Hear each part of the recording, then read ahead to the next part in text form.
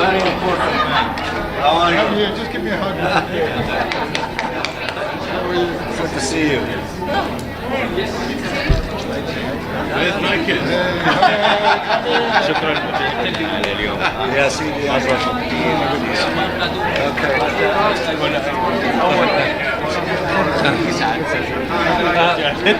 كلهم راح يجيب الكلية عليك. ساعات من هي ولا من هي؟ هو بدهم شاي كمان هم. بدهم شاي، انا بقرا من هاي. فاين. لا كيف الحال شيخ؟ هدية من شبابنا. Oh, sorry. يلا.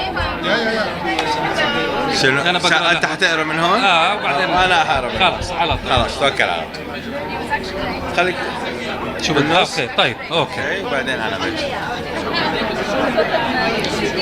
Oh, I see. Calm down. It's a nice picture.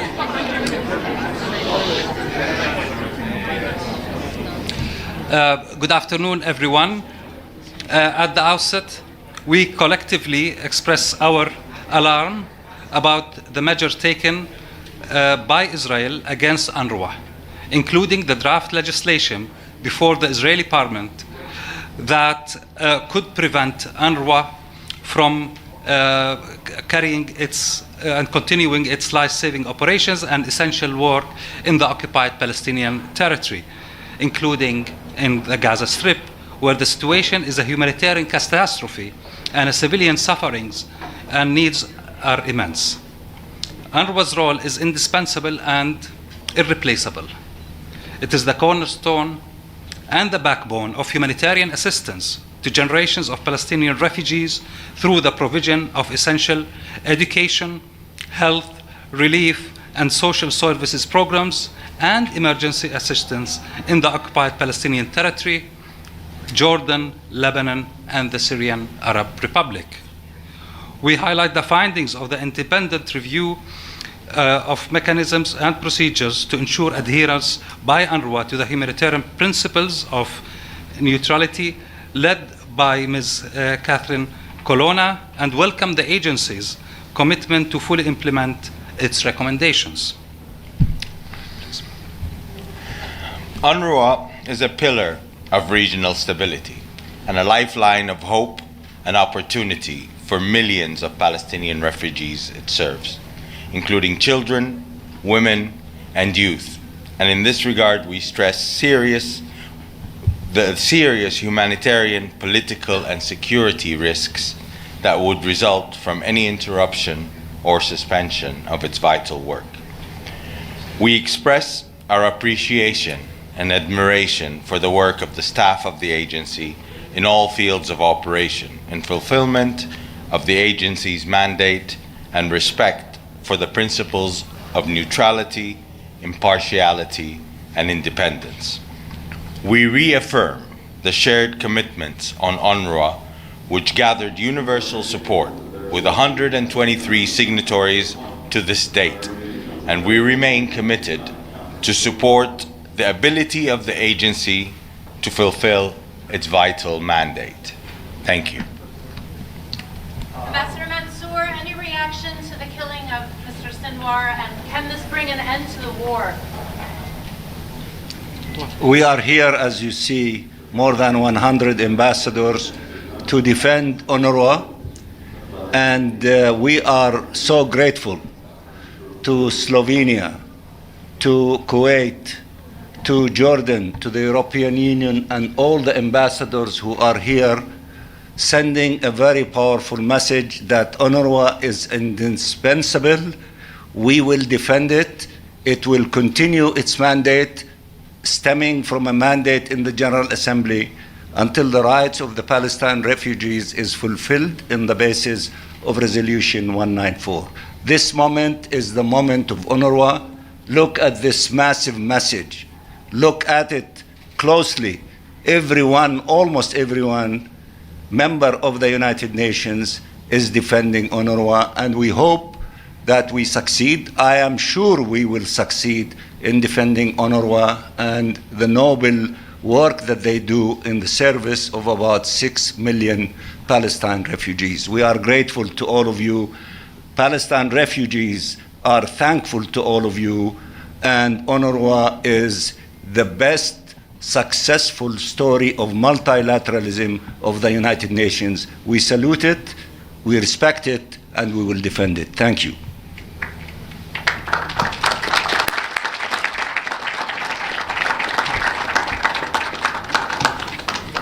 Thank you. If there is any questions, we're happy to answer, either me or my brother Tariq from Kuwait or from Slovenia. Do you expect the killing of Mr. Sinwar to bring any change to the war?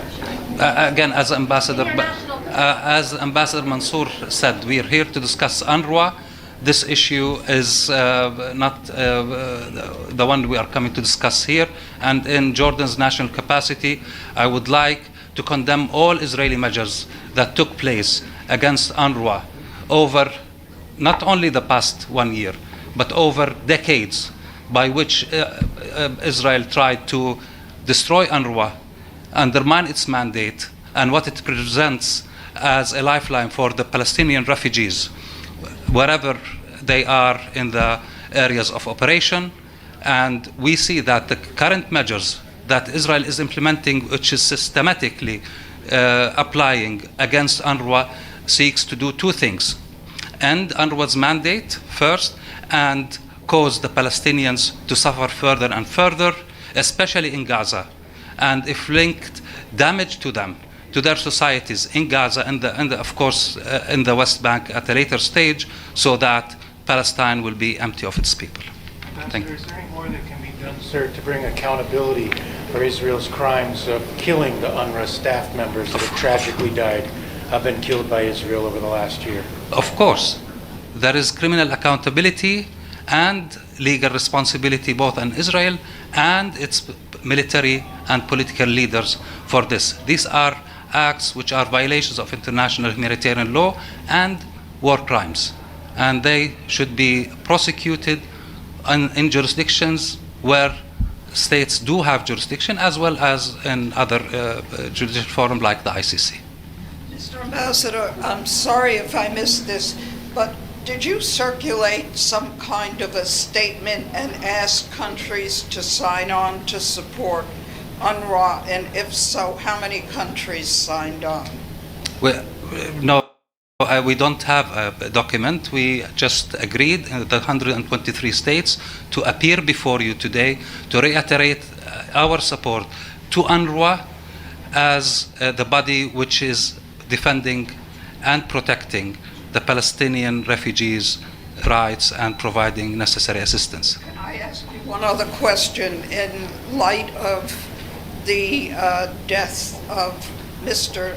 Sinwar, do you expect any change in the treatment of UNRWA staff in Gaza by the Israeli authorities? Again, Madam, it's not. We're not here to talk about Mr. Sinwar. We're talking about UNRWA and its mandate. Thank you. Just a quick follow-up. I mean, how do you expect that this message would be received by Israel? 123 countries, but they would still probably continue with the measures that they've been taking against. Thank you. We will have further measures if this happens. Thank you all. Have a good afternoon.